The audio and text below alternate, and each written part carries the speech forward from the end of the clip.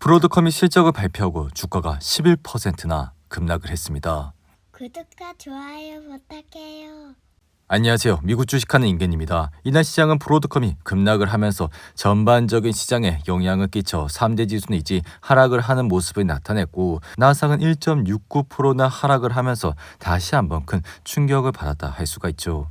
이에 실적을 발표한 브로드컴은 장외에서 4% 가까이 상승은 했지만 마진 압박과 앞으로에 대한 불확실성이 고조되면서 이날은 큰 폭으로 하락을 하는 모습을 보여줬는데요. 이에 따라 올 들어 주가는 70% 넘게 급등을 했지만 지금은 의혹과 우려가 겹치며 주가는 폭락을 하고 있고, 투자자들은 브로드컴이 공개한 무명의 또 5번째 고객이 누구일지 추측을 하면서 주식을 내던지는 모습까지 보여줬습니다. 그리고 또 AI 반도체 부분 성장세와 마진에 대한 우려도 브로드컴 주가를 압박하는 요인이 됐다 할 수가 있는데요. 이에 지금 탄탄한 실적에도 마진 압박 우려가 고조되면서 브로드컴의 주가는 큰 폭으로 하락을 했고, 분기 매출은 180억 2천만 달러와 주당 순이익은 1.95달러로 달러로 시장의 예상치를 상회했지만, 동달아 이번 분기 매출도 예상치 184억 달러를 웃도는 191억 달러에 이를 것이라 전망을 했지만 주가는 큰 폭으로 하락을 하는 모습을 나타냈죠.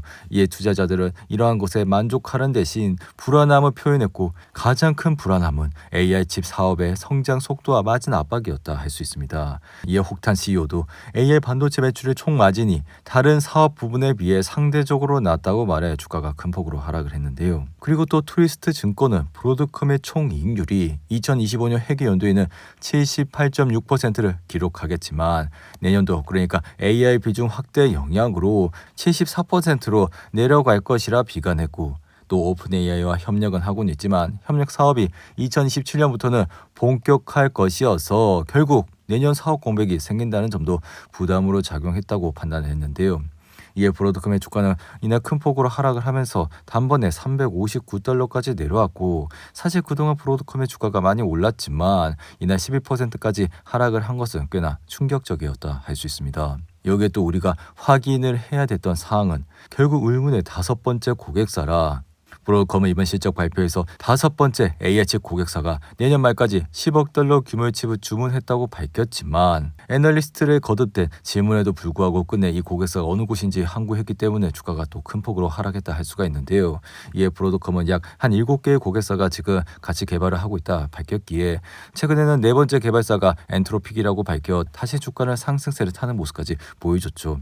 이에 시장은 일본의 소프트뱅크와 아마존 산하 클라우드 업체 AWS 그리고 애플 등과 같은 후보를 보고는 있지만, 결국 브로드컴이 5번째 고객사의 정체와 추가 대규모 주문 가능성이 명확해지기 전까지는 이 브로드컴에 대한 우려가 남아있을 것이라 판단을 하고 있습니다. 이에 상황이 이렇다 보니 우리 또 미국 투자를 하시는 분들은 앞으로의 방향성에 대해서 궁금해 하실 텐데, 이에 지금은 엔트로픽과 같은 고객사를 발표했음에도 동시에 AI 매출 비중 확대에 따른 마진 압박이라는 과제가 계속 남아있어 회사가 장기적으로 투자자 신뢰를 회복하기 위해서는 결국 수익성 개선 전략 그리고 고객 다변화, 생산 효율성 강화 같은 더 구체적인 로드맵을 제시해야 되기에, 시장은 이제 브로드컴이 AI 수요 증가라는 기회를 어떻게 수익으로 전환할지 그 실행력을 확인하려고 할 것입니다. 동시에 AI 칩은 기존의 고마진 네트워킹 장비나 소프트웨어 사업과 달리 상대적으로 마진이 좀 낮은 편이죠.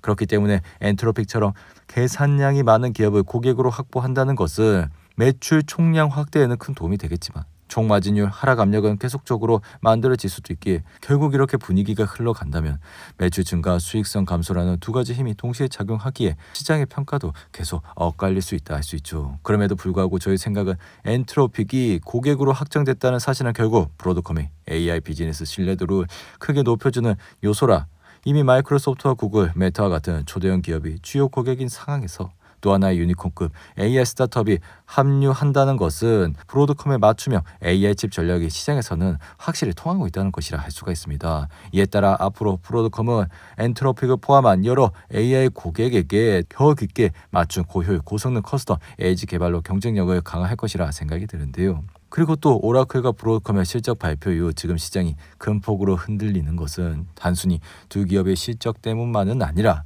AI 투자 사이클의 기대치가 너무 높아졌던 시장의 구조적 특성과 불확실성의 확대가 동시에 겹쳤기 때문이라 할 수 있습니다. 이에 따라 지금 시장이 보여주는 급락은 일종의 기대치 조정의 과정이라 볼 수 있어.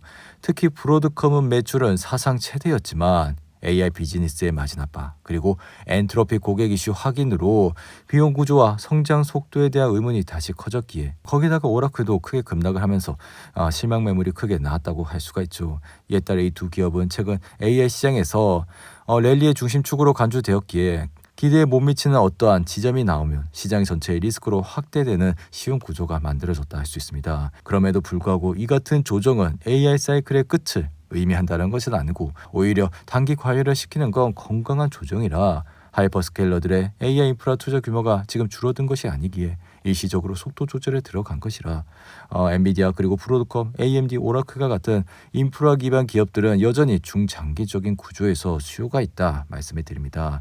이에 따라 AI 모델을 실제 서비스로 시작하는 과정도 이제 막 시작됐기에 이 하락이 어느 정도 시간이 지나게 되면 다시 반등을 할 수 있을 것이라 말씀해 드리는데요. 이에 지금은 단기적으로 변동성이 매우 크고 AI 관련주는 추가 조정도 나올 수 있어. 그러한 이유는 AI 인프라 투자 속도가 둔화가 됐다는 우려도 나오고 있고 주요 기업들의 마진 압박이 이슈가 부각돼 브로드컴의 주가가 크게 하락을 했기 때문이라 할 수 있습니다.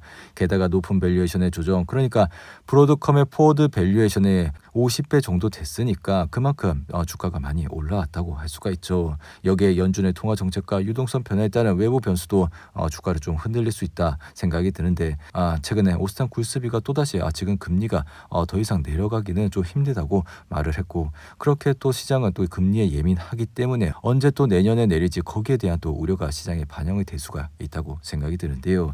이에 따라 시장은 당분간 급등 그리고 급락이 반복되는 또 변동성 장세로 흘러갈 가능성도 높아 특히나 AI 공급망 기업, 반도체, 서버, 클라우드 기업은 기대치가 높았기에 충격은 또 크게 다가올 수도 있다 말씀을 드립니다. 하지만 중장기적으로는 다시 회복을 하고 구조적 성장 흐름은 지속될 가능성이 높다고 말씀을 드리는데요. 그러한 이유는 AI 모델 규모는 계속 커지고 있고 엔트로피 그리고 오픈 AI, 구글 등과 같은 이러한 기업들이 모두 연산량을 꾸준히 확대 중이라 결국 이러한 기업용 AI 도입 속도도 이제 막 빨라지는 단계라 할 수가 있어. 그렇게 지금 조정은 중장기 상승 사이클 안에 하나의 구간 조정에 불과하다고 말씀을 드립니다. 이에 브로드컴은 올해 꾸준히 올라 이러한 기간 중 실적도 굉장히 잘 나오면서 지난 9월에는 주가가 크게 폭등을 하는 모습까지 보여줬죠. 그리고 그 이후에도 주가는 계속해서 올라 전날까지는 뭐 414달러까지도 올라가는 모습을 나타냈는데요. 하지만 이날은 거래량을 동반한 좀 하락을 크게 했기 때문에 당분간은 좀